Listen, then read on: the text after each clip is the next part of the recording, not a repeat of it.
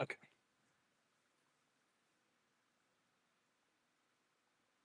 All right. I just went live. Awesome. See peeps. Okay.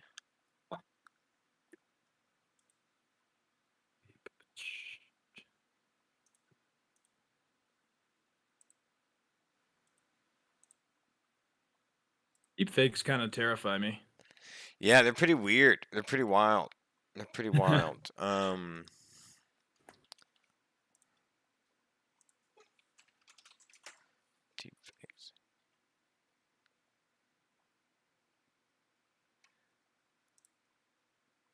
Yeah, good. Some video. That'll Strain of bacteria called Lactobacillus reuteri that will help you grow bigger This stupid balls. fucking poop ad guy. All right. You have 40 pounds of toxic poop in your body. Like, thanks, dog. Yeah, it kind of freaks me out every time I hear that. I'm like, what the? Okay, man. Yeah. Great. Um. Probably you're right. I do need a cleanse. All right. Well, should we start recording then? Should we just do deep fakes and then do Sure. critical race theory and then just maybe top it off with some other stuff to close it out? Yeah, sounds good to me. All right. I'll intro deep fakes. Sounds Sweet. like a plan. Okay. Let's see where we are. We are live. Everything's good. Audio's coming through. Let me hear you real quick. Hey, what's up? Hello, everyone. Okay. Welcome. Yeah. Just project. Make sure you project into your mic when we're talking, because if you go move, Okay. yeah, if you move away from the mic, it seems to get really low. Okay, is that better? Yeah. Very good. Perfect. All right. Recording in 3, 2, 1. Hello, everybody. Welcome back to the Tonic Accord podcast. I'm your host, Drew, joined by my friend and co-host, Alex. Both of us are political science junkies and graduates from Chapman University in Southern California. And today we're going to be doing a deep dive into deep fakes. And this is an issue that has come up a few times in the political sphere, but I think has a lot of social and cultural implications as well. And we're going to get right into that now. So, Alex, I wanted to start off just by showing a little bit, and our viewers, just by showing a little bit of what deepfakes can do and some of the more fun stuff. So, I mean, you might know deepfakes at home as basically face swap on Snapchat. And here's a good one: this is a guy that looks like Tom Cruise, looks like Tom Cruise, right? It's a little embarrassing, you know. It reminds me, I was once in Russia. I ran into His eyes and his look at his smile. You know, Mr. Movie Hey, Star. Tom. What's up, man? But this is not obviously Tom Cruise. Polar bear? He said. Look at his face. Enough to break the ice. So what it is I would there. give that a 10 out of 10. Yeah, that one right there, especially when he smiles and laughs. So what is it? That's actually someone that's not Tom Cruise with a deep fake, which is a AI generated like mesh face put on him to match his movements. This is done now through what's called deep machine learning. That's where the name deep fake comes from. The fake part is pretty self-explanatory. It's faking a face.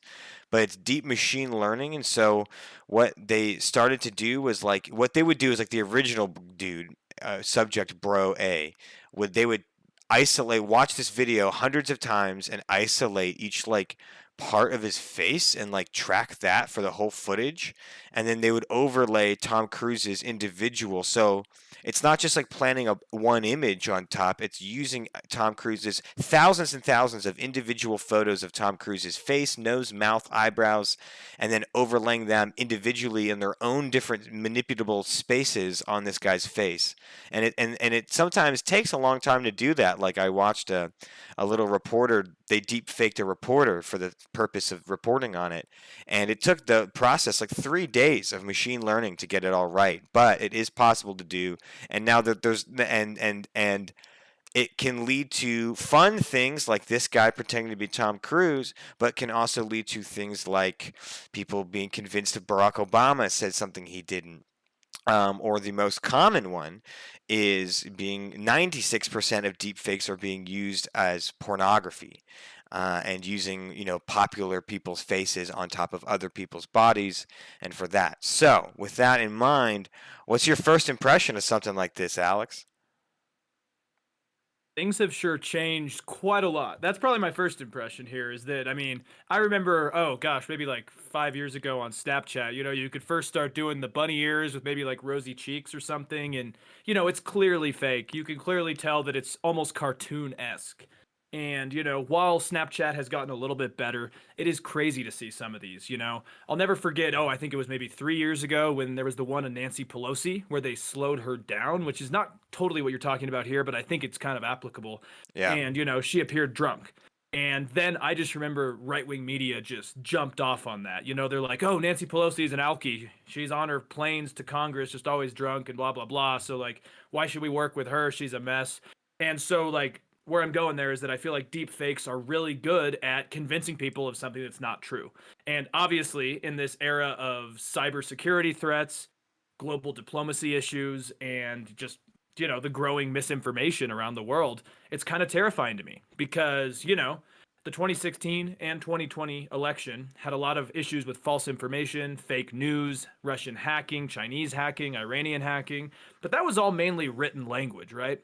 So to me, what is kind of scary here is that it's getting more to the point where someone who's not who you think they are might say something that is quite detrimental to peace, to elections, to democracy, to global politics, and that could really backfire. And I'll just quickly just use the example I saw out of EU Observer, and they talk about how last month the Foreign Affairs Committee of the Dutch Parliament had an online call with Leonid Volkov, who is Alexei Navalny's chief of staff.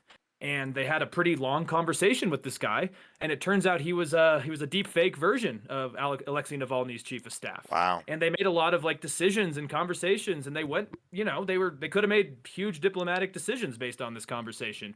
And so for me, this is Pandora's box. I also heard that again, because deep faking can not only be face manipulation, but also voice, like you had just mentioned, where using, again, it's just all about the deep machine learning to fake something, right? That is a deep fake.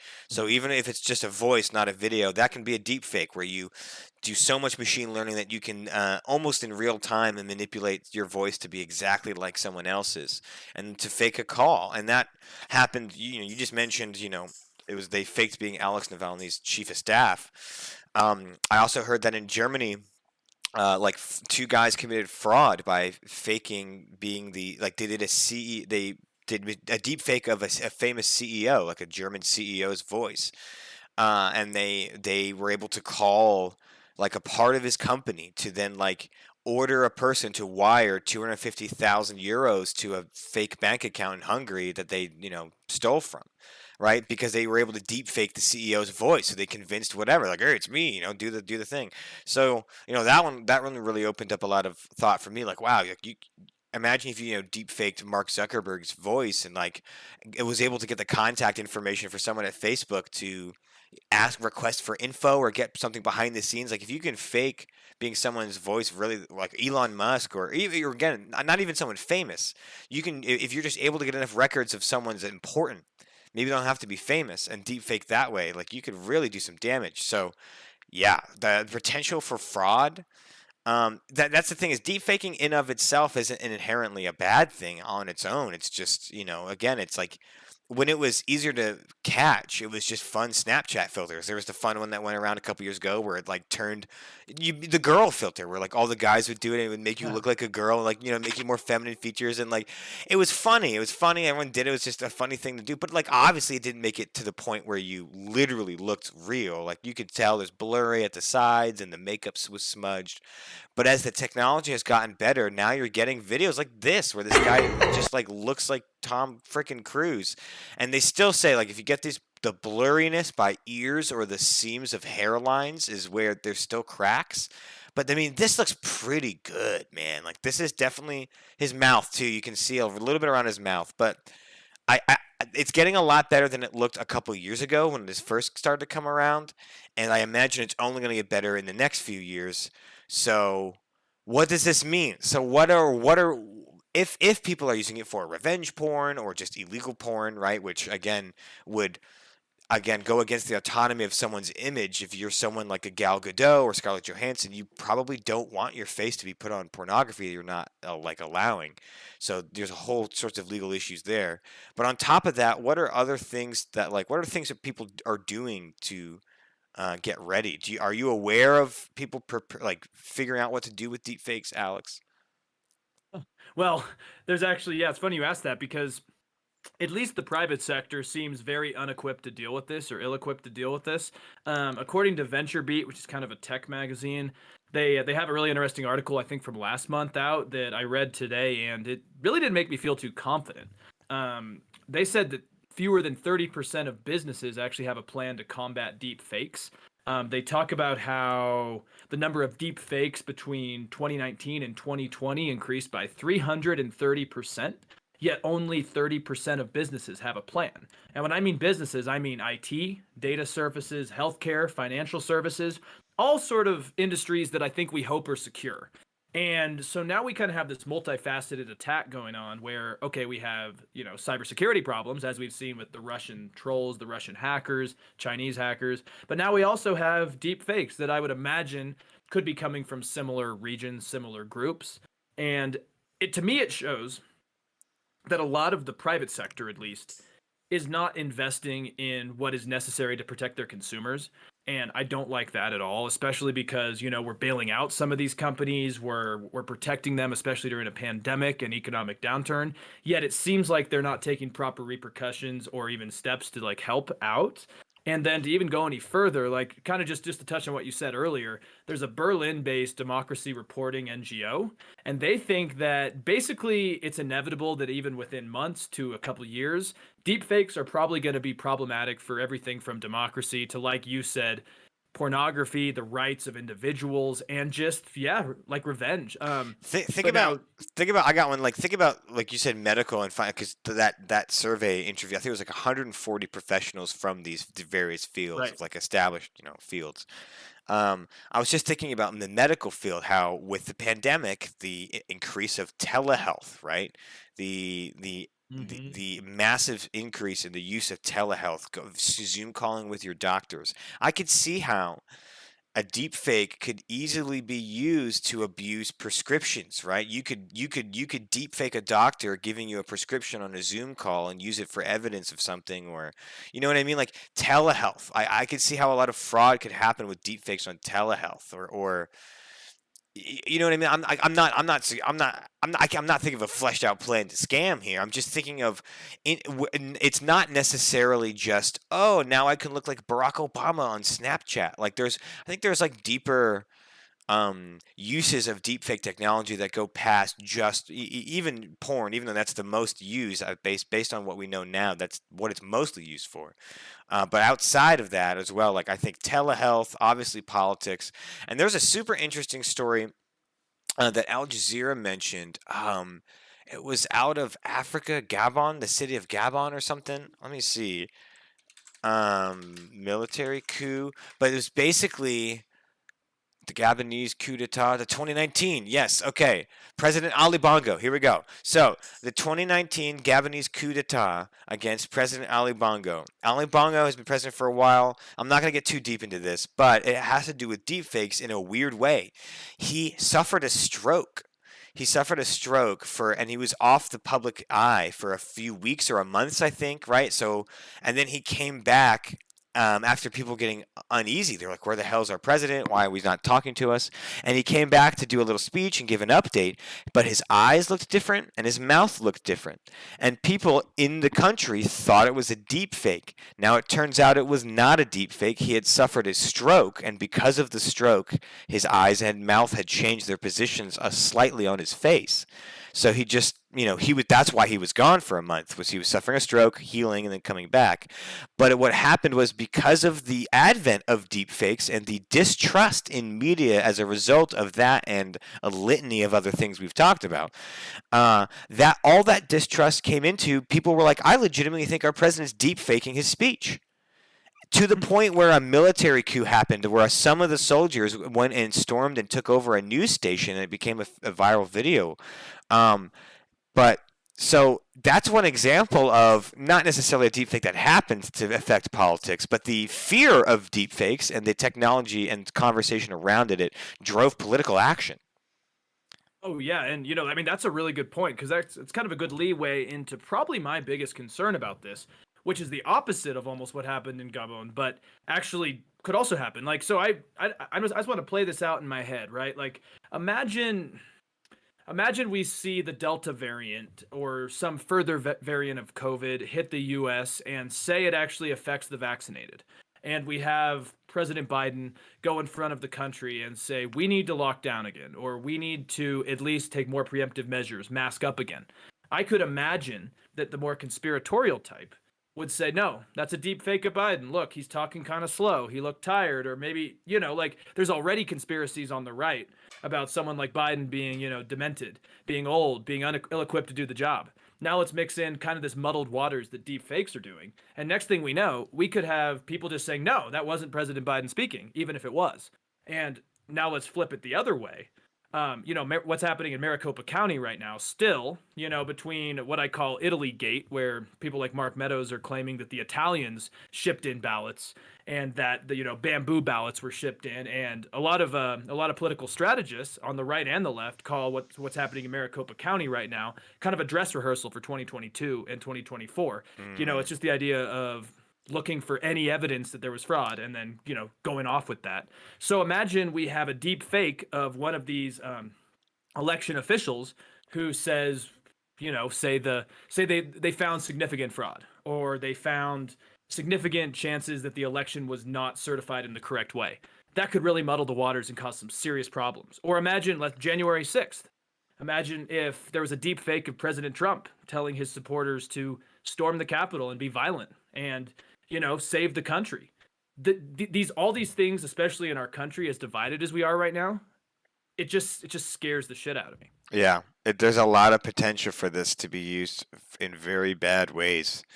And yeah, so like you said, the private sector seems to not have of the professionals they interviewed, only a third said that their company had done any kind of preparation for deep fakes.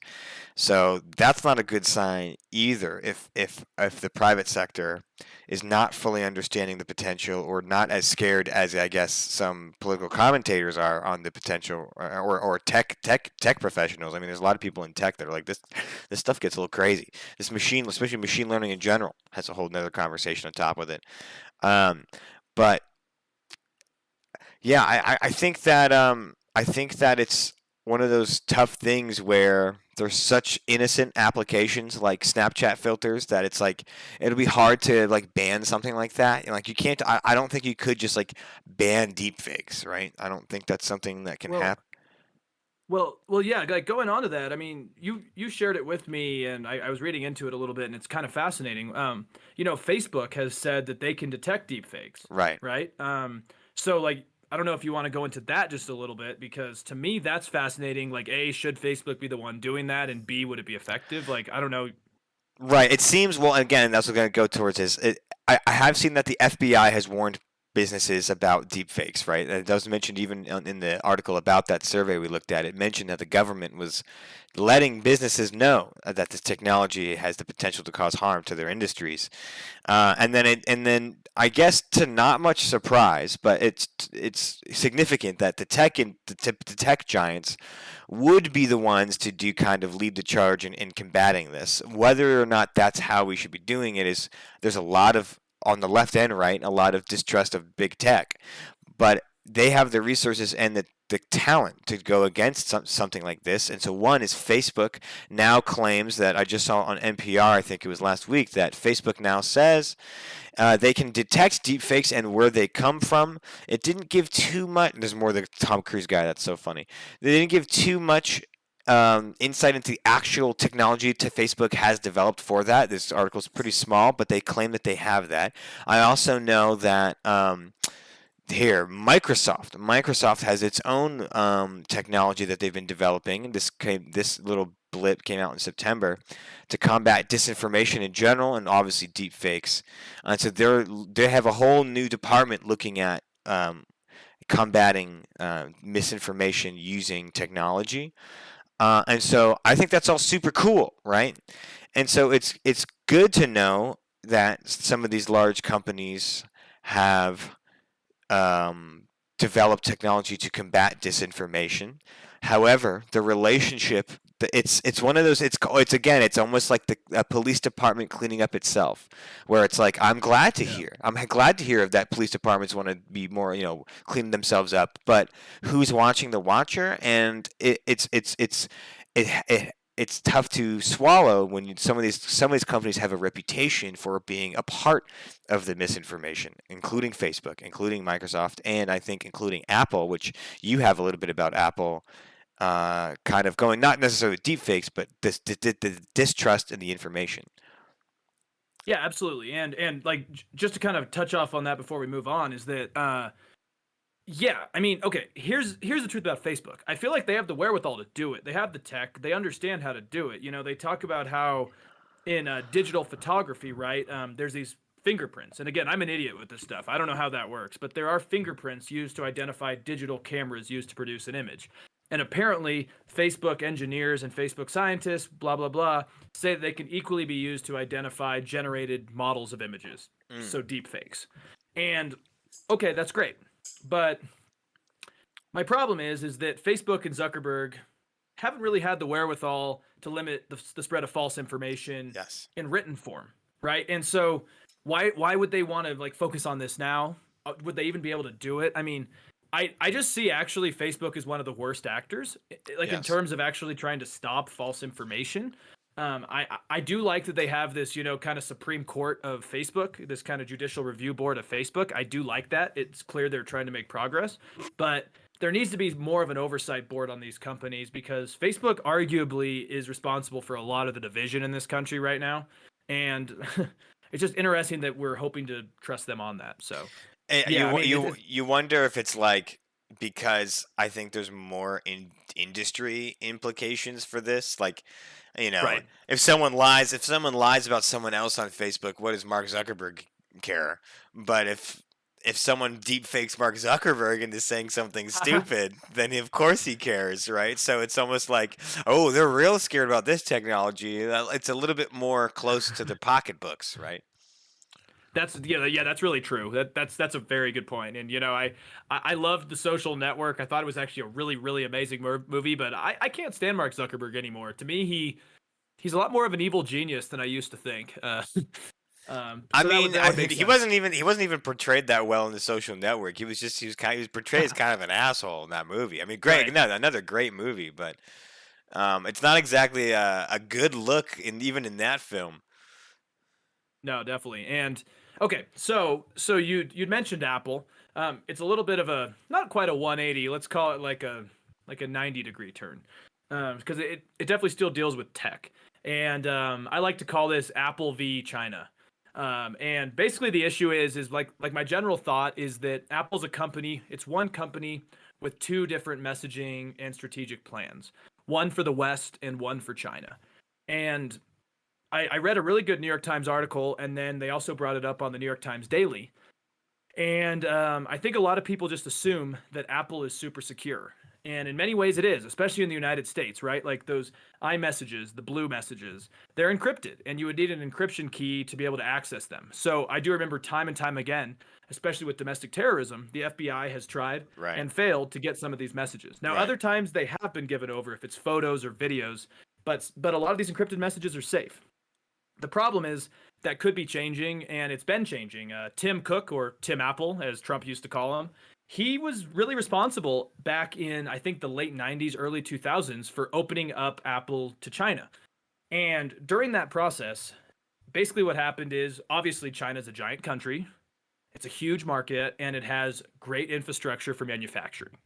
And so I think Tim Cook, who was overseeing this project, just saw the long-term goals and the long-term money involved in doing this. And so we opened up to Apple. There was really no plan B. There's no other country like China. I mean, India just doesn't have the infrastructure. It's a lot poorer, and it's just not the same. And so Apple banked on China, and it did work out, right? Most of the Apple products are built in China. But the scary thing is that this article talks about is that Chinese factories and Chinese like giant data facilities own all of iCloud for China and parts of the West. So all that encrypted data, those encrypted photos, those encrypted messages that are in your iCloud, a lot of them are stored in China.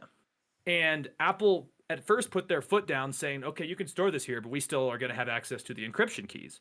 But the problem is that, like we've seen with a lot of other companies, even if you're a Western company, pro-capitalist, pro-democracy, China can have you by the balls and they can F you over. And if you want to play ball in China, you have to play ball with the Communist Party. And now it looks like China is threatening to kick Apple out unless they're allowed to use these encryption keys and have access to them. And arguably they already do. And so what it's looking like is that a lot of people's information, which they thought or think has been secure, may not be. And there doesn't seem to be much of a plan B for this. And just to like sum up like how scary this is that, you know, old iPhones, I remember my older iPhone said designed by Apple in California. That was removed. That slogan, if you look on your iPhone, is no longer there. The Chinese didn't want that, and they lobbied Apple to get rid of that. And they also, the App Store has banned so many apps in China, including like, you know, gay dating apps, government, you know, news apps, all that stuff. And so to me, it's like, okay, Apple is this Western capitalist company that, you know, says they defend democracy, but they really can't do two things at once. And I think there's going to be backlash if more people knew about this. Yeah, I think you summed it up perfectly, man. That's a really good like synopsis of what's going on. I think you put it well to where it's like right now they're pushing to get the encryption keys. I think it would be a terrible move if Apple gave them those encryption keys. But let's say Apple says they don't, right? And they're like, no, we're not going to give you the encryption keys. And let's say they even weasel a way to still do business in China, which they're going to have to do. You know, let's say they win, right? Apple wins, they can still be there. They don't have to give up the encryption keys. Who's to say China's not going to just go about a different route of getting that information? Like, I feel like this is just like the first knock on the door. Like, hey, can we get the encryption keys now? And they're just like, no. And they're like, okay, well, eventually we will. It's either we're going to walk in or we're going to bulldoze in or we're going to sneak in the back door. Like, it's China. Like, China's not going to let Apple just do that. And it's too juicy. It's like a golden egg sitting right in front of them. They're gonna get those encryption keys no matter one way or another, or Apple's gonna dip. So right now they're just trying the legitimate way first, and when or if that doesn't work, they're gonna try illegitimate ways. I think it's pretty safe to say. I think it's like, you know, I think it's not. I don't think I should be offending anyone when I say like working with the Chinese government.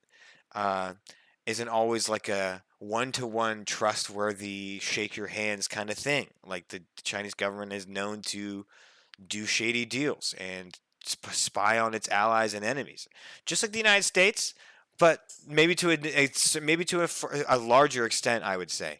And so I would think that, yeah, I think that even no matter what happens in this specific battle over the encryption keys on the surface, I think below the surface, China's getting that information one way or another. Or Apple just has to leave China altogether, which I don't see happening. Absolutely. You know, and like, I think the biggest issue was that in the late 90s, early 2000s, kind of that Clinton Bush era, I would say both of them helped feed the beast in China. They helped feed the dragon, you know, treaties like NAFTA, other global treaties really did help push manufacturing out of the United States. And I think the thought process, at least at the time, was that 2 decades ago, Apple thought that maybe it could change China. I think other companies thought they could change China by opening up. And this even goes back to when Richard Nixon first met Mao. I think it was Mao, wasn't it? When I'd imagine it was Mao, at least. I could be wrong. But anyways, but instead, it looks like China's changed these companies, right? Like, yeah. I like finally watched The American Factory, good Netflix movie, you know, won an Oscar. I finally watched it yesterday, and you know, it's about a Chinese company that buys out a destroyed, abandoned Ohio factory after the 2008 recession, and basically they pushed for so much efficiency over workers' rights and happiness that it caused a clash of cultures. And watching that movie, it makes you go, no wonder.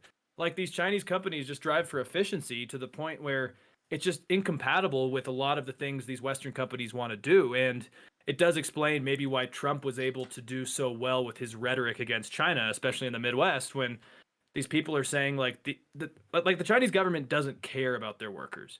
And arguably a lot of more capitalist American companies don't, but I think it's worse in China when they're part of the state, they're funded by the Communist Party, and there's no divergence in ideas, and that's kind of where we're at now. I think the average job happiness is probably higher in the States than it is in China. Yeah.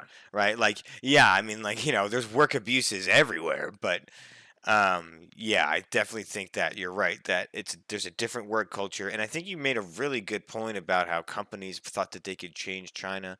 I even, we've seen this successfully happen at other places where it's like once the kids start getting blue jeans and hamburgers, it's hard to let go of American culture, and in many ways that's true, but it has also shown that it does not mean democracy, right? People might like American hamburgers and blue jeans, but it does not necessarily mean they like our capitalist democratic structure. So I think China is the best example of that because China literally is blue jeans, hamburgers, like they eat iPhones at McDonald's, but they don't. But they're most Chinese people seem to be pretty happy with the way this one party system's going. That's another realization I've come to. Like again, this our we have to stay out of our bubble. Like if we go on like Reddit or YouTube, you're gonna see all this F China, pro Taiwan, pro Hong Kong, right? It's all be cool pro Hong Kong up in here in the United States, and I'm all for that. Believe me, I am. But like it's a stark reminder that there's billions of Chinese people that don't think that way at all. That they're not like, oh, I'm being oppressed by this evil empire, someone come save us. No, they're pretty happy and pro Chinese government, whether by propaganda or just by theology. But that's the reality. Is there's a ton of people that are up for this, down with the CCP.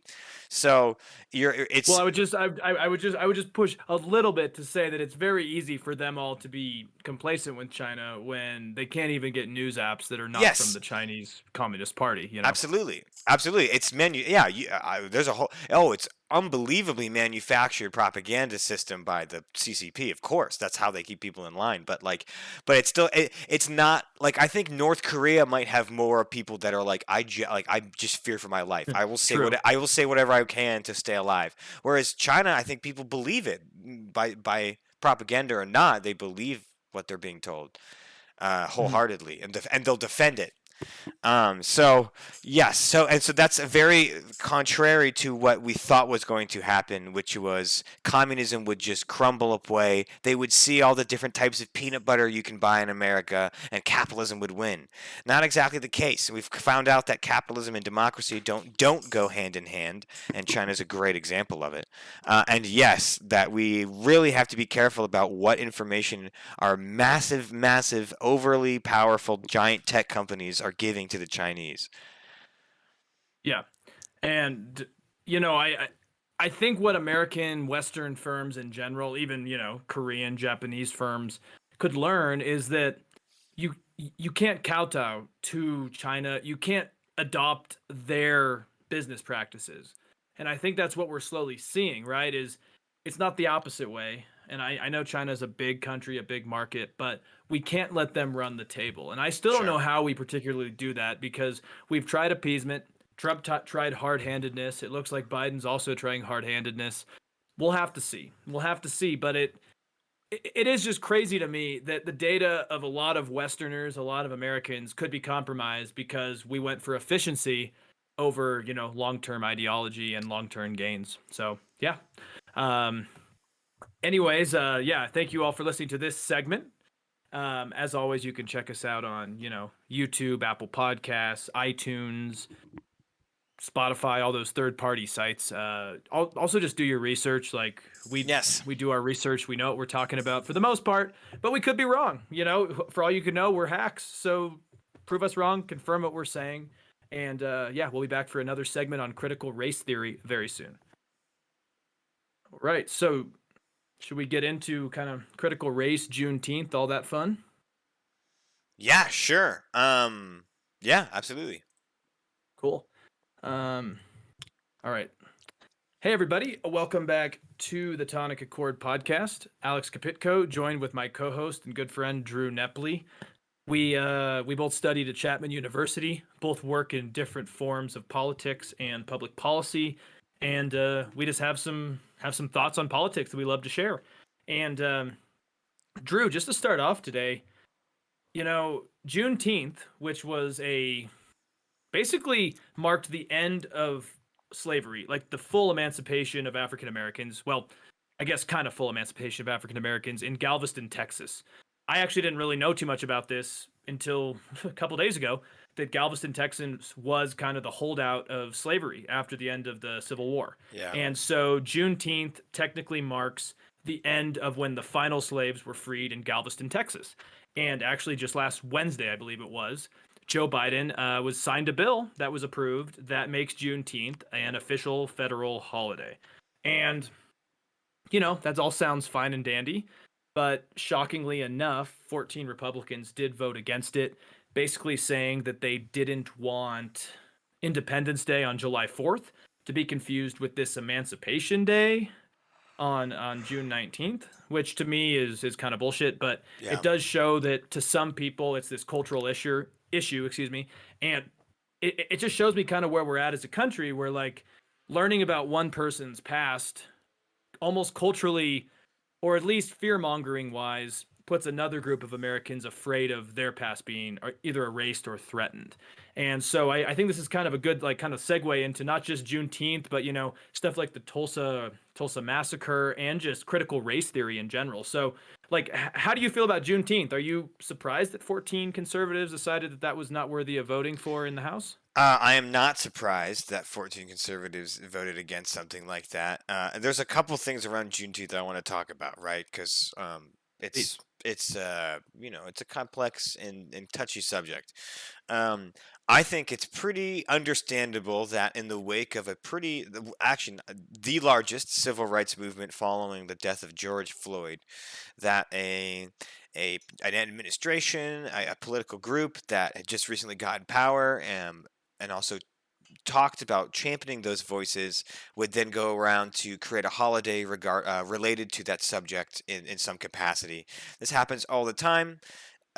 Awards and accolades and holidays are decided to culturally signify what's important to that society and mark an event, right? But also, it's not just a mark event. It's not literally to tick a box. It's to mark an event for a cultural significance to represent something, right? So you said the ending of slavery, and not just the ending of slavery, but you very eloquently put the actual end to the freeing of the final slaves, which were in Galveston, Texas, which were not freed until way after the Emancipation Proclamation. So in that context, I think it's totally understandable that Joe Biden would do something like this.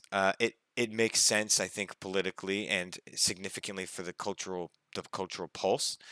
I'm not surprised that some conservatives voted against it, because they view this as a culture war thing, and they're going and like we're going to talk about, is they're relating anything related to civil rights, to critical race theory, to Black Lives Matter, and conflating everything under this large umbrella of like social justice, critical race, the left.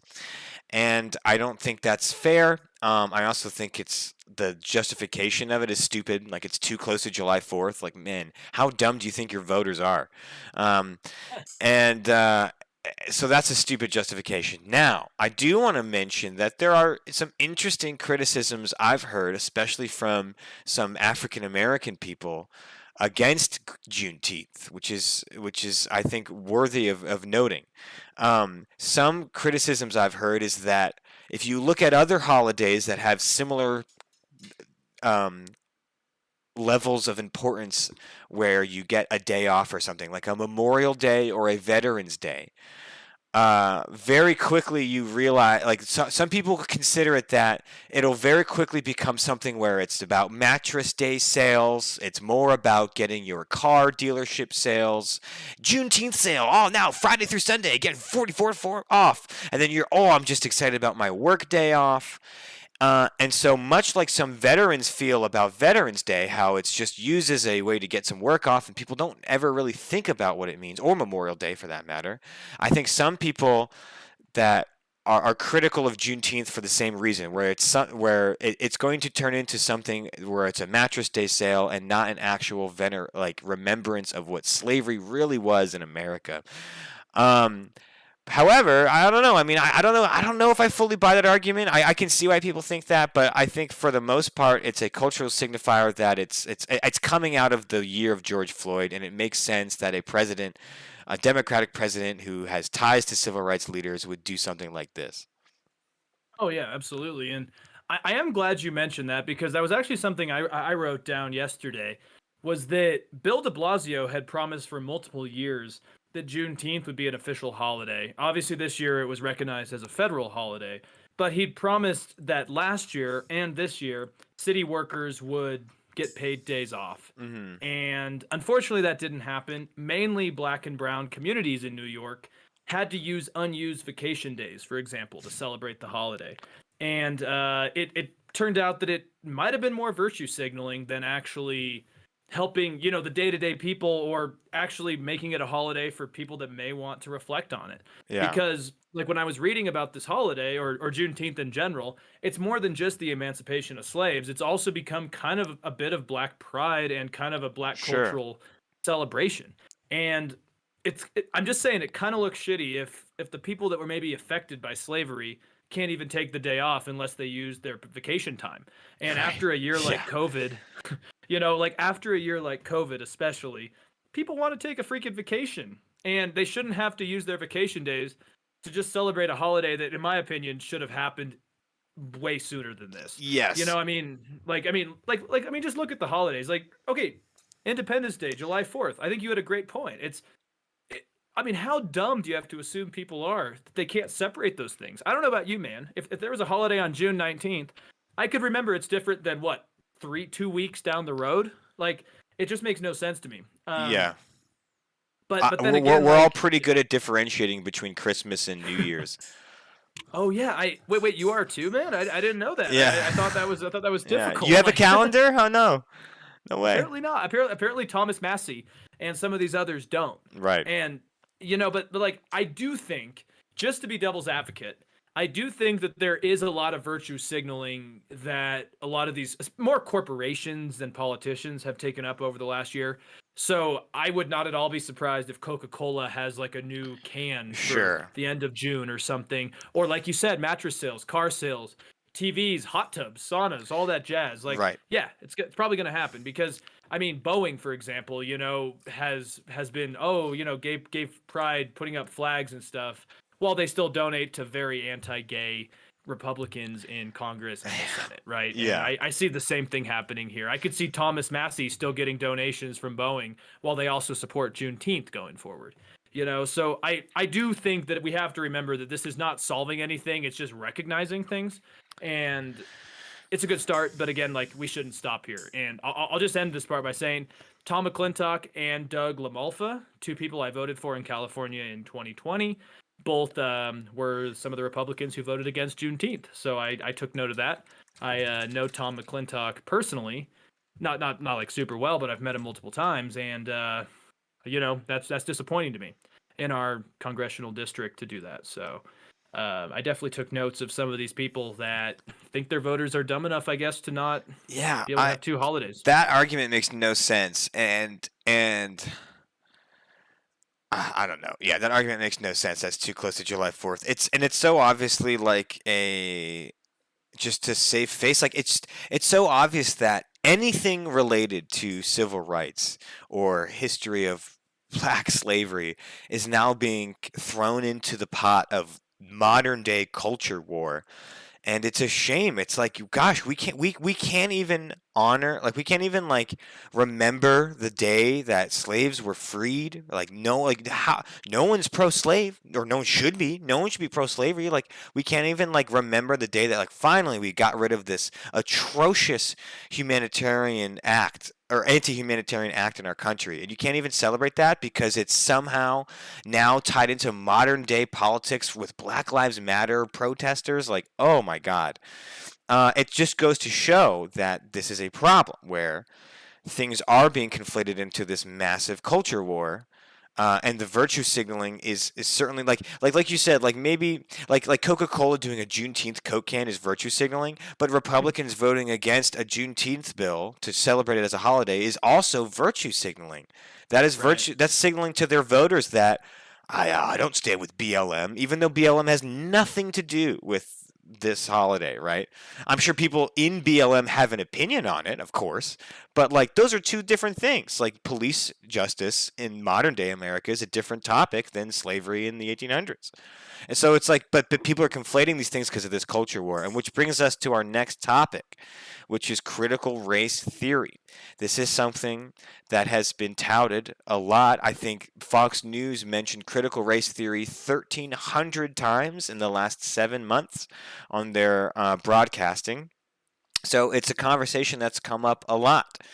So we're going to talk about today what is critical race theory, a little bit about what that is, and then how it's being used in the modern political context, and what is going on around it, the political action around it. So what I do want to be careful with that is like I kind of don't want this to be like a debunking or a bunking, I guess, of critical race theory, because as we'll talk about, I think it's being misconstrued. And so let's dive into it. So critical race theory is a term coined by Kimberly Crenshaw, who is a law scholar. She is African American, and what it is it addresses the idea that it's a lens to look at American history that says that there are things within American law, codified in law, that have racial impacts and have negatively affected minority races over white people in America, right? That's pretty much what it is, Kimberly Crenshaw herself goes on to define critical race theory as something that you would take at a law school. Like it's a theory of thought and identification of history that you would learn about at a law course. However, the conversation that's going on Fox News is that teachers and the liberal media is promoting critical race theory in schools from K to 12, and that people should fear that this new theory will portray white people as inherently racist, make white children feel that they are at all times an oppressor, and that black kids and Latino kids or whatever are at all times the oppressed. And that is the narrative that Tucker Carlson and others are putting out on Fox News, is that they are worried that critical race theory is going to affect the minds of white kids in K through 12 teaching. However, critical race theory is not taught in K through 12. It's a law course. So what the hell is people talking about is what's really weird. And again, I'm going off of what Kimberly Crenshaw, the person who coined the term critical race theory, is saying. That she's like, they asked her in this interview on MSNBC, she's like, if it's news to you that critical race theory is being taught in schools across America, it's news to me as well. I wish it was, but it's not. Because I believe me, I wish my theories had been taught all across the board, but they're not. So what the hell is going on? Like what do you think is happening around critical race theory, and what are your thoughts on it? So I actually, it's a kind of a false equivalency, but I'm going to use it for this because I think it holds true. It's much like cancel culture. I think critical race theory is being ignored. Like its negatives are being ignored by the left and completely overblown by the right. And what I mean is that, like you said, critical race theory is meant to be a prism for how we view history. It's not supposed to be the only prism. It's not supposed to be the only means of study. It's supposed to be an academic approach to looking at the systems and the businesses and the ideologies that drove policy to create our history and create our current culture. And like I will say off the bat is that like there are some progressives who want to say no, there's no roots of Marxism. There are roots of Marxism, and that's fine. Like just because it has roots in Marxism doesn't just inherently mean it's bad. But the problem for I think, okay, well let me go back a little bit here. Is that I think what critical race theory is trying to do is prove that racism isn't just generically universal, but yet it's the systems that might propagate it to an extreme extent. But the problem is, I think what the right thinks of it is that, oh, they're just trying to teach our kids that all white people are bad and our country's built on false narratives and blah, blah, blah. Stuff like the 1619 Project, for example, that says that our country was, inherently a racist country built on slaves, developed by slaves, and, those systems live today. Yeah, there's a lot of truth in that, but also there's not enough context to it. And that's where I stand, is that I actually think critical race theory is important, because history is not supposed to be biased. It's not supposed to be ideological. It's supposed to be true. And I think we have learned, like for me, I think where I really learned how important this is to actually at least talk about these concepts is because Tulsa, the Tulsa race massacre, I didn't even know it happened until last year. Yeah. And I'll be honest to say that. Like the first time I heard about it was when Donald Trump, in bad taste, went and did that COVID rally on the anniversary on Juneteenth. I think is on Juneteenth is when he went into Tulsa to have that big rally that no one showed up for. But when I looked into it, I'm like, there are pieces of our history and the things that we did, especially actually following World War II, involving suburbs, housing, and just the idea of more white people owned houses than, black and brown Americans. And over time, that, just entrenched wealth and that accumulating wealth helps a person.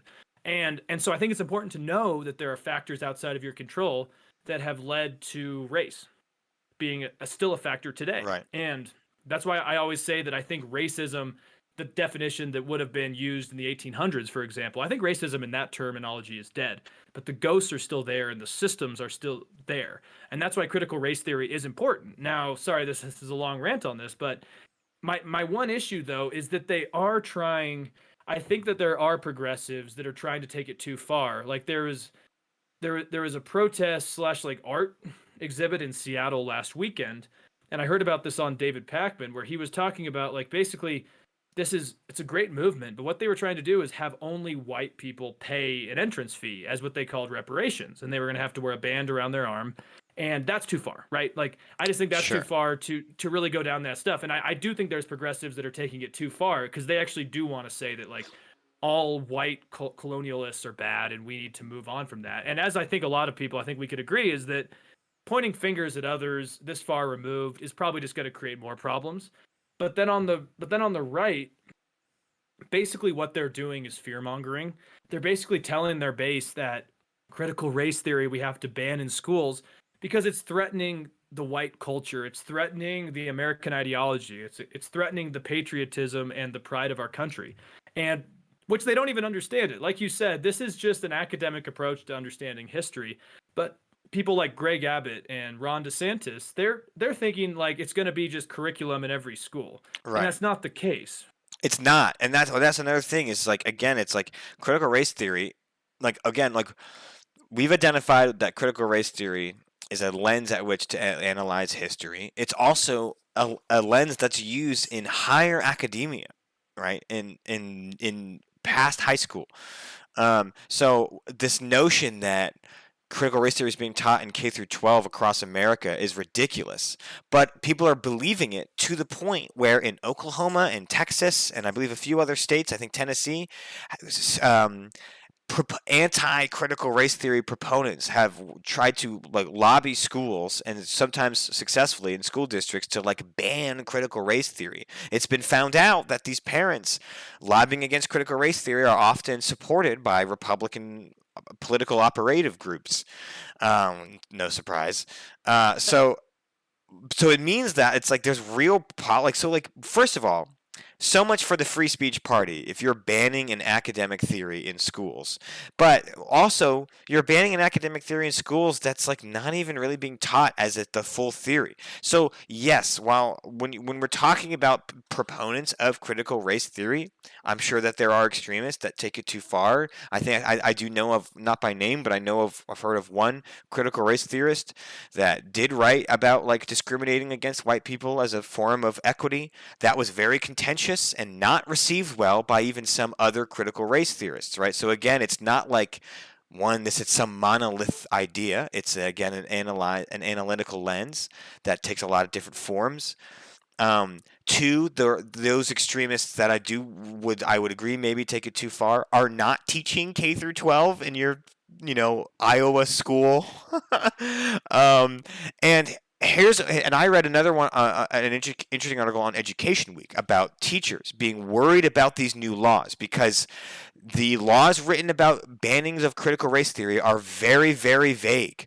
And when they talk about, because again, critical race theory is basically just looking at how different races were impacted by codified law. And so let's say you're talking about Jim Crow laws, which are literally face value racist that banned black people from holding certain offices in the South. And you say that's racist law that ended up affecting, black social mobility in the South for decades to come. Is that now under the umbrella of critical race theory? Because you're saying that there's codified American law that has effects on racial disparages and inequity over decades of change. And then now you can't teach that at a public school? You can't teach Jim Crow at a public school because it's under the guise of critical race theory? Or what about redlining, where banks, where government officials would deem certain areas as financial liabilities so that banks would then be less inclined to give out loans to black business owners and black homeowners? And then you go to explain on how that had a real real estate value impact in neighborhoods in certain areas. Is that now are you banning the teaching of history because now that is somehow under the guise of critical race theory? So that's where this problem is they don't give a shit about what critical race theory is. They don't give a shit about how Kimberly Crenshaw defines it and how it's taught at the law level. They want to put it as this boogeyman of the Black Lives Matter Antifa protesters that are tearing down Seattle are somehow also the teachers in your K through 12 schools that are going to make your kid into some self-white hating, whatever. And it's like that is such a ridiculous argument based off of already, like every step of that argument is based off of an illogical argument to begin with, that it's just stupid. Yeah, no, I mean, absolutely. And I think we just need to also remember that the only person that actually really brought this to the limelight was Trump. Before, I think it was not last year, 2019, was when Trump introduced bills to ban critical race theory. Right. And to Trump, it was a battle he wanted to choose to fight involving the culture war. I think it, unfortunately, like everything Trump does, he touched it and it went sour. Because I do think there isn't sometimes enough recognition that I don't think a lot of progressives know what it is either. I really don't. That's fair. And that's why I think we're having such a clash of cultures on this issue. Is the right thinks it's demonizing all white people because of their past, and a lot of progressives want to use it as a way to bring accountability to the ghosts of racism's past. But how you do that gets tricky. And I have seen that there were states like Washington, Oregon, and California that were trying to introduce bills to make this curriculum. I don't think they passed as of now, but there is a conversation to be had about how much of this curriculum do we want to put in schools and which parts do we do. And my issue is, at least, like, I do think there are progressives who just want to demonize white people and say that white people have caused these structural imbalances, and that's not particularly wrong, to be completely honest. Who? But what was that? Who on the left has said? Give an example. Okay, the squad. All four members of the squad specifically, and Okay. and they are elected officials that have a platform. And also, I would say people like Joy Reid, who you actually have up on the screen, she has not been sometimes productive in this conversation. And so my point is that if you have the right, what? So because I don't know what you're talking about. What has the squad said that they want to demonize white people? Like what? Okay, what leads you to believe that? It's more the idea of just pointing fingers at white people for, say, like AOC, for example. She said after the Juneteenth bill, actually, it's not really a great solution for that, but she basically said that it's like just white privilege to not vote for it. But if you looked at, for example, like Thomas Massey, who I don't agree with on much, his was a more technicality of the culture war, but they were blaming it on race, culture, and everything else along the way. And like, let me see, I actually just typed it in, so let me pull this up, because I did have a good article on, let's see where, here it is. Just give me 1 second. So, no, this is on Australia, actually. That's a whole other one, but No, I'll For sure. I mean, I'm not trying to like, you got I'm not trying to like no, but, gotcha. hey, I just, if they no, have something. you did get me, because like the thing is, as I have seen it, I just don't have the like Sure. papers I in mean, front of me. that's But okay. but That's okay. but there is kind of a more leftist kind of way to say that, like, in order to make ends meet, or in order to create advantages for the disadvantaged, we need to point fingers at the advantaged that are historically advantaged. And I don't particularly think, from my understanding of critical race theory, that is part of the doctrine, though it has been rooted in some of the new conversations that I'm saying the squad have been saying. That's And I'm just saying AOC specifically is very, very good at doing this. Same with what's her name, Elon Omar, are very good at kind of just saying that, like, if you're white, and this is something they were saying, is like Elon Omar had said that involving Palestine and Israel, white people should not have a perspective on that, Yeah, because that's they're part of the stupid. colonial powers. And Yes. so, okay, so now as I'm speaking, I'm elaborating a little bit on this, but like, that's to me what I think a lot of progressives think parts of critical race theory are, is that if you're not part of these marginalized communities, you don't deserve to speak about them.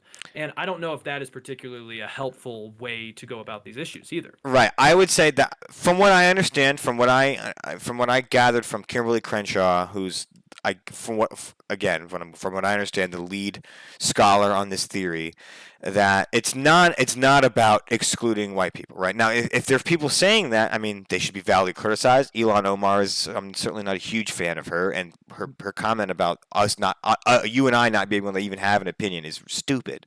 So that's a good example of Wait, really quick. Here's another question. Do you think white people apologizing all the time? Like, because I do see, like, a lot of politicians and public figures are apologizing more than ever. Like, for, like, I'm sorry about X, Y, and Z. I mean, sure, I could be white. I think everybody has to apologize for everything these days. I think that's just a cultural thing in general. Is like, But I hear people even on Bill Maher say, like, I shouldn't say this because I'm not, part of that X community that's, that said issue is about. I think it's important to caveat where my perspectives come from, but I don't think I should ever like you know what I mean? Like, I can say something like, I am probably not the best expert on critical race theory, right? That is true. So if anyone listening right now thinks of me as the leading expert on critical race theory, don't think that, and go to other sources, right? It's important to caveat that. So maybe maybe if I'm talking about the effects of Jim Crow on Black America, I can have an opinion and I can know some things, but I'm certainly not the best voice for that topic. I think that's really it. In my opinion, I think it's caveating that idea and giving the context of, hey, this is the experiences I come from and the perspective I have, and it might not have, it's not going to give you the full picture, but it's still valid. But back to what your comments, I mean, like, I certainly agree that you're probably right. You are right that not even all progressives know what critical race theory is. I would agree with that. And I would also agree that in general, not only in general, but especially with something like this, people talking about these theories, especially on like media outlets or just even conversations like this, are not going to have the most nuanced approach. Well, you and I will, because we pride ourselves on that. But others, like talking heads like MSNBC or Fox News, are not going to have nuanced conversations about a very highly academic critical race theory, right? And so I can also see how someone like Elon Omar, who again, like, they're little like gotcha tweets that get a ton of attention on woke Twitter, are also not gonna have nuanced approaches to critical race theory. But Elon Omar is not teaching critical race theory to kids K through 12 in Oklahoma. In fact, no one is, and so that's what's weird. Is like. We can get into how much of critical race theory we want to take in our analysis of history, but I don't think we should go down that road. I think what's more important is realizing that these bills to ban critical race theory in certain contexts is a step back. It harkens back to the day of banning books or banning Marxism from teaching it in schools because of the fear that it's going to hurt our children. And that's the argument being made, is when you look at Tucker Carlson talking about critical race theory, they're not attacking it in an academic way. They're not debating it on the academic integrity of the theory. They're saying that it's going to hurt our children and make your white children feel lesser than the other black kids. And I just don't think that is as much of as big of an issue as they think it is. It's a wedge issue. Now we can talk about, like, does the theory go too far sometimes? Do some thinkers in that umbrella take it too far for my own comfort level? Sure, maybe, but it's an academic theory. There's a lot of other theories that we talk about that I don't think others take too far as well, right? We can talk about the billion others. It doesn't mean I want to ban them. It doesn't mean that they're poisoning the minds of our good white children. So I do think it's absolutely a boogeyman wedge issue being used as ammo in the culture war. Yeah, and just the last thing I'll say is, like, I think the outcome of this is we're going to have states where kids are going to be learning completely different things. Yeah. In history. I mean, we already have that, though, right? Yeah, well, true. Common Core was kind of a major part of that, but now, I mean, like, you have Ted Cruz, who's actually in a Twitter war with my boy Charlie Sykes at the Bulwark, because Charlie Sykes kind of called out Ted Cruz because Ted Cruz came out against critical race theory, saying it causes hate. And Charlie Sykes is basically like, okay, but why did you never come out against anti-gay or anti-abortion teachings in Texas curriculum, or like that rhetoric? It's just, to me, like, the right is better at messaging than the left, like, full stop. Like it or not, like, they are very good at basically saying, hey, this is threatening this, like, basically what the Republicans right now want is patriotic education, and critical race theory threatens that patriotic education by basically saying, like, okay, like, not everything's perfect. The grass isn't always green. And a lot of Republicans don't like that. And yeah, I mean, I would just say that I think we need to, maybe I'll take a breath. Maybe this summer it's time for everyone to take a breath. Like, I just truly think that critical race theory, like, if I could sum it up in 20 seconds, critical race theory, mainly good. I don't like how it sometimes, like, it doesn't, like, I don't like how it sometimes categorizes people by race. Like Joy Reid, who I do bring up a lot because I do watch her sometimes, and, like, she said some very anti-Semitic and homophobic comments. And I wonder if she would be given the same platform if she hadn't been also a proponent of, like, the current political climate. And you could say the same about others on the right. Like, well, okay, I don't know about Joy Reid's comments, and if that's true, I mean, then screw her, right? It is. But it's still not the same as, an academic plague in American K through 12 education system. No, it's not. But I think, like I said, I think we all just need to take a breath. Yeah.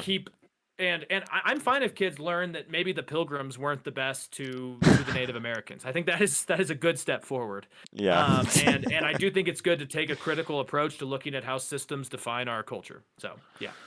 Yeah. Just it's almost almost kind of like the deepfakes thing. It's just like when you see a story develop, and David Pakman had a really good thing I put about he tracks how a propaganda story gets thrown around, like where it starts from start to finish in the right-wing propaganda machine, and similar to that, it's like when we talk about wedge issues, we talk about deepfakes, it's just like, I think it was someone that was actually talking about the deepfakes had a really good point. If there's anything you see online, any kind of media, any kind of content that you consume that makes you either very happy and excited or very angry and depressed, if you're in those ballparks of, like, whoa, that really gets me going, one way or another, do what you just said, Alex. Take a step back, take a breath, analyze, verify, because whether it's make you really agree with it or really disagree with it, there's a high chance it's been a little manipulated, a little altered, a little maybe not nuanced, right, pushed in one direction, whether it's Joy Reid saying some dumb shit or Tucker Carlson saying some dumb shit. A lot of the times they're not taking the most nuanced approach. And so I think this is a good one, whether we're talking about critical race theory. Look into what the theory is. Maybe read from some of the authors in the theory, and then read some from authors that don't agree with it. But I would not form an opinion based off of Joy Reid. And I wasn't here for her. I was here for Kimberly Crenshaw, who is, again, the person that coined the term. That's why I don't really watch Joy Reid that much at all. Oh, yeah, me neither. But yeah, anyway, thank you all, guys, for this segment, for tuning in for this segment of the Tonic Accord. Let us know your thoughts. I mean, are you worried about critical race theory being taught in schools, K through 12? Why or why not? And we'd love to hear from you. Well, should we finish with maybe a few things that are on our minds this week? Maybe a little 10 minutes. I mean, we are at like an hour and 10, but we can do a little Yeah. bit.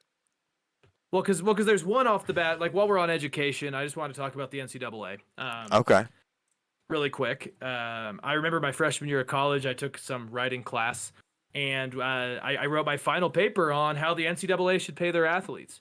And actually yesterday, Justice Neil Gorsuch wrote the court's opinion, which upheld a judge's decision that the NCAA was violating antitrust laws. Ooh. And what I mean by this is that the NCAA basically said that our tradition is we don't pay our athletes because it's our tradition. And unanimously, the Supreme Court said, yeah, like tradition's not enough. And No. so what they agreed on is that they can give students more scholarships, basically more educational related benefits is the terminology they used. So basically it's a very milquetoast decision that does say athletes need to at least get educational benefits from it. But now Justice Brett Kavanaugh, who I for a long time have actually said is misunderstood after that, I think kind of a brutal takedown, maybe for good reasons, maybe for not, but he basically said that this was just the start. He said the NCAA is not above the law, that the NCAA couches its arguments for not paying student athletes in innocuous labels, but the labels cannot disguise the reality. The NCAA's business model would be flatly illegal in almost any other industry in America. And what I mean, and I'm sure what he means by that, is that you have college athletes who, yes, they get a full ride to play, let's say, basketball at Duke, but they're not given anything else, and they're missing Thursdays and Fridays and Saturdays, and they're missing finals, they're missing tests. So they're not student athletes, they're athletes. And they're also not getting paid for food, for board, for any other things like that. So they're scraping by to ends meet.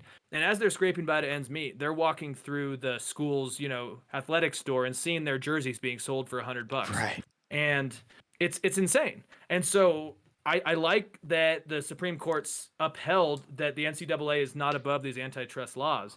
But I actually like what Brett Kavanaugh said more, because it looks like he wants to keep fighting this. And I do want college athletes to be paid, because Drew, you and I, if we did this podcast in college, we could make money in college doing this.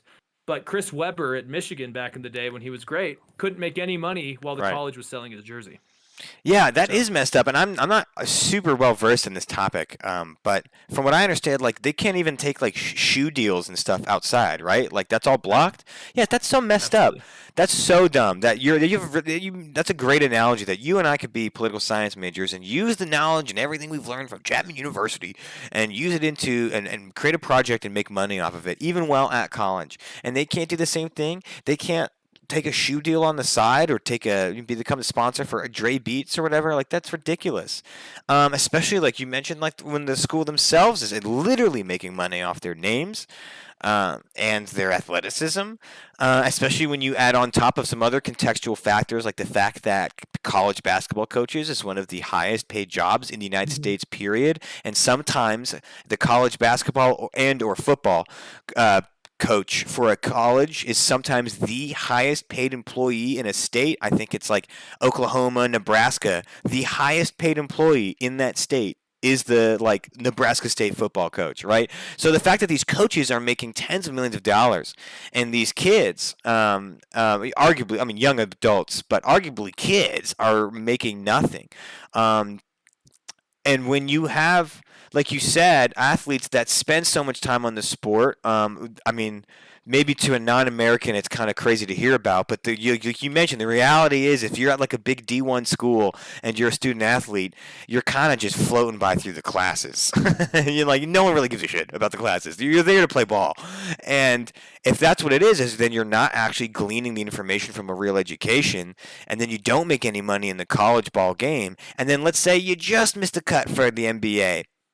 Now you have a college education that's not worth a dime, you didn't make any money, and you don't have a career lined up. So it's like the fact that these kids can't make any money in college off of their athleticism can very easily lead to them having nothing to show for after their college experience, even though they worked so hard to enrich the university and the coaches that coach them. Oh yeah, and just the last thing I'll say is, I mean, it kind of blows my mind, because I would say the athletes are bringing in more revenue than, say, LSU. Like, say you're on the LSU football team. you're probably bringing in more revenue for the team than the actual college itself at that point, right? People go to see them play, Yeah. not the coach. And I mean, even in California, at UC Berkeley, Jeff Tedford, I saw him a lot. He was the coach of UC Berkeley, highest paid public official in California. Crazy. And the problem is if one of these guys gets injured in college, A, he might not have medical insurance, Nope. and B, he's not been compensated, so he's basically screwed. Like, Yep. okay, cool, man. Your career's done with no help from the university. So yeah, Drew, I think it's a barbaration. At the very least, I mean, again, I don't know what the best solution is because I'm not super versed in exactly the law, but at the very least, they should let them have the side hustles, right? Let them get the sponsorships. Let them get some money on the side, if you're not paying them directly. Yeah, I mean, most college athletes end up getting suspended from their teams, mainly because they're busted, like, taking under-the-table deals for, like, selling signatures or autographs or yada, yada, yada. Yeah, selling Which is bullshit. signature. Like, come on. Like, really? Who cares? Yeah. Anyways, anything else on your mind this week? The last one I'll say is just, and again, we don't have to go too deep into it because there's not much to report on, but it's a little spooky, is that one of the largest nuclear plants in Iran shut down for what they claim is emergency repairs over the last few days. It was down for like 3-4 days. This is a plant that, when I did a little bit of research, was built by the Russians in Iran. There's a lot of Russian nuclear facility tech in Iran. Obviously, we didn't freaking give it to them. We don't want them to do any of that shit. But so they're getting their nuclear facility technology from Russia. The Russians even helped them build some stuff in the 90s, I believe. And now, but obviously we are still like in and out of this nuclear deal and concerned about their nuclear capabilities. But then, all we know now is the AP News is reporting that a nuclear facility in Iran had shut down for repairs. Out of nowhere, right? It wasn't necessarily scheduled as far as we know. So we don't know. So I'm not trying to panic anyone. It's not Chernobyl as far as we know yet, but it did spark a lot of interest and intrigue, and certainly with the with the talk and contention around Iran's nuclear capabilities. I think they even talked about it again at the G7.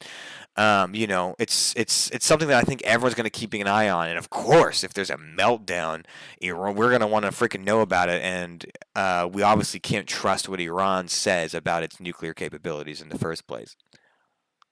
Yeah, I mean, we're in a really interesting period with Iran right now because during Barack Obama's presidency and even towards the end of George W. Bush's, I think there was a large movement of more progressives and more like centrist, democratic people inside of Iran. But unfortunately, between, I think, the pandemic and Trump's rhetoric that's anti-Iran and just, pulling out of the nuclear deal, which was obviously not really that smart. I never thought it was. It's actually kind of isolated us from Iran. And so we have this issue. We have Iran getting closer with China and Russia. And also we had an election, which I just wanted to touch on because I think it plays into how hard it's actually going to be to really see eye to eye now. Because there's something interesting I read out of the AP, that AP article that you shared was that they were talking about that Iran cannot procure parts and equipment from Russia due to sanctions, from the Trump administration back in 2018. And so to me, it sounds like Iran is struggling. Obviously, their economy's probably been decimated by these sanctions. And also their nuclear plants are not doing freaking well. And Russia's the one who's holding them accountable. I do like that they are still being held accountable by the UN International Atomic Energy Agency. That is good. So I don't think Russia's actually a bad actor in this, to be completely honest. But it seems like it's going to get tough with Iran now because I heard last week in The Economist that the Biden administration wanted to get back into the nuclear deal before this election, and now there's this nuclear question going on as well because now it's going to be hard because last week there was the election of a hardliner who's Ibrahim Raisi, who you had on that Guardian a second ago, but he's Iran's new president, and he's quite a fundamentalist. He's quite a hardliner, and this election was yeah, I know. Always fun. That's just what we want from a country that we need to talk to, right? But there's observers in this election who say that leading reformists and centrists were removed, and basically they just kept the hardliners that the Ayatollah Khomeini liked. And that was why Raisi came out with 62% of the vote, but there was only 48% turnout. So less than 50% of the country turned out, and in Tehran, only 26% voted, and this guy won. So, Jeez. this is what I always have thought is that the Iranian government, especially the mullahs and the more fundamentalists, they don't like the West. They're quite fine with maintaining their current system, but most of the Iranian people want an open society. And unfortunately, I think the Trump administration pushed Iranian hardliners into power. And now that we need to actually talk about nuclear proliferation and yada yada yada, it's going to be tough. Um, d- well put. I wonder, and this is just pure conspiratorial because I'm having fun. I wonder if this nuclear thing was like the U.S. or Israel like hacking it. Like, you know what I mean? Like, if we had the capabilities to, like, if we found out we could just shut down Iran's sole nuclear reactor, wouldn't we? Like, I don't know. I mean, it could be anything. I'm just talking, right? I'm just talking out of my ass here. But I definitely think, like, it's even weird that they admitted it. I guess we would have been able. I guess it would have gotten out somehow. I guess we probably have so many eyes on their nuclear capabilities that we would have known even if they didn't, right? We would have known. Oh, they shut it down for 3 days. What the hell's going on? But yeah, it's just interesting, and I didn't realize it was like their only nuclear factory. I didn't realize how much of it was made by Russia back in the day. Certainly fascinating that it went off for a couple of days. Hopefully no Chernobyl. I'd be interested to see if it's something to do with like U.S. or Israeli involvement. I don't know. I'm just shooting the shit though. I would just say, what if it was Russia? Dun, dun, dun. Right? They built it up. They can tear it down. What? Well, and also it's right after Putin and Biden's summit last week. Yeah. Maybe a little side deal. That was a thank you for that crystal bison he got. All right. That's probably gonna wrap up this week's episode of the Tonic Accord. We covered a multitude of topics today. The video versions will be available on YouTube, so you can go there to watch the topic about deepfakes or about critical race theory. And let us know your thoughts on any of these topics or any others. You can check us out at Podbean, Spotify, Apple Podcasts, and a litany of other third-party hosts. So be sure to do that. And take care.